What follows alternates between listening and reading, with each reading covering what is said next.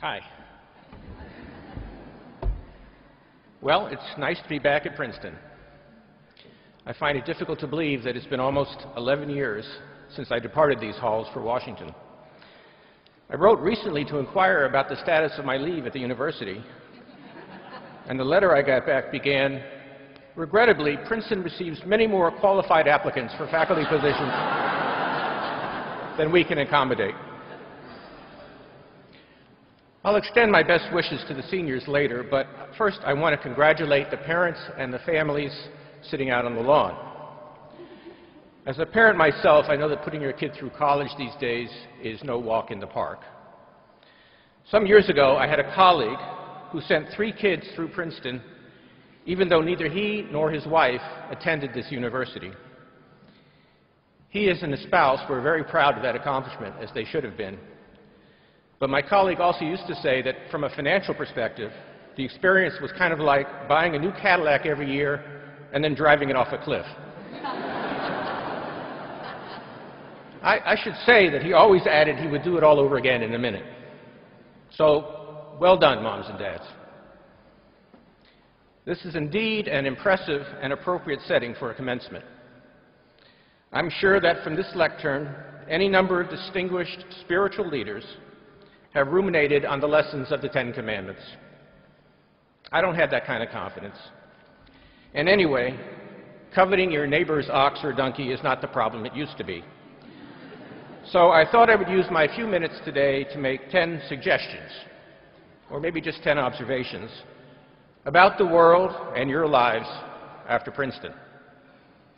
Please note these points have nothing to do with interest rates. My qualification for making such suggestions or observations, besides being kindly invited to speak here today by President Tillman, is the same reason that your obnoxious brother or sister got to go to bed later. I am older than you. All of what follows has been road-tested in real-life situations, but past performance is no guarantee of future results. Number 1.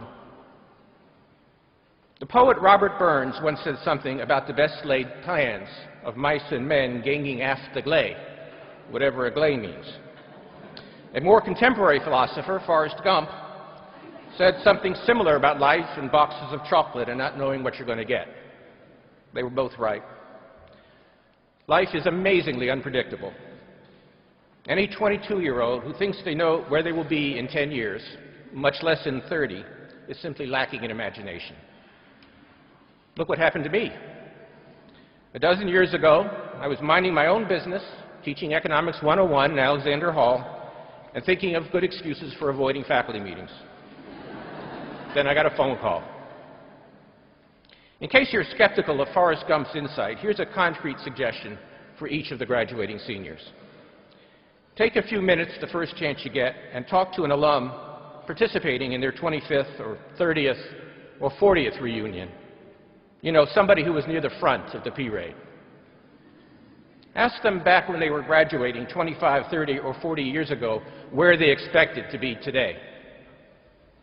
If you can get them to open up, they'll tell you that today they are happy and satisfied in various measures, or not, and their personal stories will be filled with highs and lows and in-betweens. But I'm willing to bet those life stories will in almost all cases be quite different in large and small ways from what they expected when they started out those many years ago. This is a good thing, not a bad thing. Who wants to know the end of a story that's only in its early chapters? Don't be afraid to let the drama play out. 2. Does the fact that our lives are so influenced by chance and seemingly small decisions and actions mean that there's no point to planning, to striving? Not at all. Whatever life may have in store for you, each of you has a grand lifelong project, and that is the development of yourself as a human being. Your family and your friends and your time at Princeton have given you a good start. What will you do with it? Will you keep learning and thinking hard and critically about the most important questions?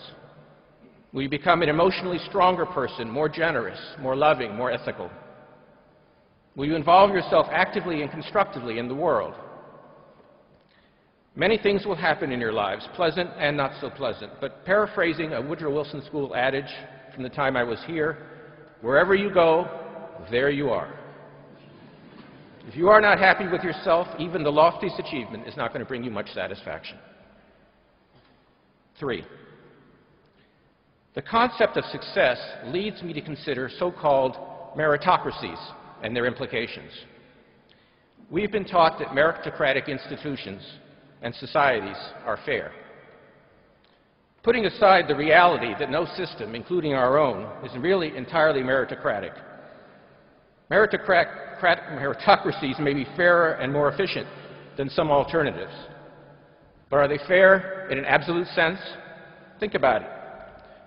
A meritocracy is a system in which the people who are the luckiest in their health and genetic endowment, luckiest in terms of family support, encouragement, and probably income, luckiest in their educational and career opportunities, and luckiest in so many other ways difficult to enumerate, those are the folks who reap the largest rewards.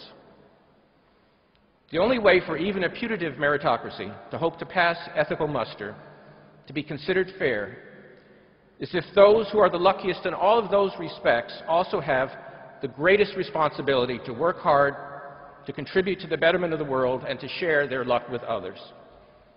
As the Gospel of Luke says, and I'm sure my rabbi will forgive me for quoting the New Testament in a good cause, from everyone to whom much has been given, much will be required, and from the one to whom much has been entrusted, even more will be demanded. It's kind of like grading on the curve. 4. Who is worthy of admiration? The admonition from Luke, which is shared by most ethical and philosophical traditions, by the way, helps with this question as well. Those most worthy of admiration are those who have made the best use of their advantages or alternatively coped most courageously with their adversities. I think most of us would agree that people who have, say, little formal schooling but labor honestly and diligently to help feed, clothe, and educate their families are deserving of greater respect and help, if necessary, than many people who are superficially more successful. And they're also more fun to have a beer with. That's all that I know about sociology. 5. Since I've covered what I know about sociology, I might as well say something about political science as well. In regard to politics, I've always liked Lily Tomlin's line, in paraphrase, I try to be cynical, but I just can't keep up. We all feel that way sometimes. Actually, having been in Washington now for almost 11 years, as I mentioned, I feel that way quite a bit. Ultimately, though, cynicism is a poor substitute for critical thought and constructive action. Sure, interest and money and ideology all matter, as you learned in political science. But my experience is that most of our politicians and policymakers are trying to do the right thing according to their own views and consciences most of the time. If you think that the bad or indifferent results that too often come out of Washington are due to base motives and bad intentions, you're giving politicians and policymakers way too much credit for being effective. Honest error in the face of complex and possibly intractable problems is far more important source of bad results than our bad motives. For these reasons, the greatest forces in Washington are ideas and people prepared to act on ideas. Public service, as I've discovered, is not easy. But in the end, if you're inclined in that direction, it's a worthy and challenging pursuit. 6. Having taken a stab at sociology and political science, let me wrap up economics while I'm at it. Economics is a highly sophisticated field of thought that is superb at explaining to policymakers precisely why the choices they made in the past were wrong. About the future, not so much. However, careful economic analysis does have one important benefit, which is that it can help kill ideas that are completely logically inconsistent or wildly at variance with the data. This insight covers at least 90% of proposed economic policies. 7.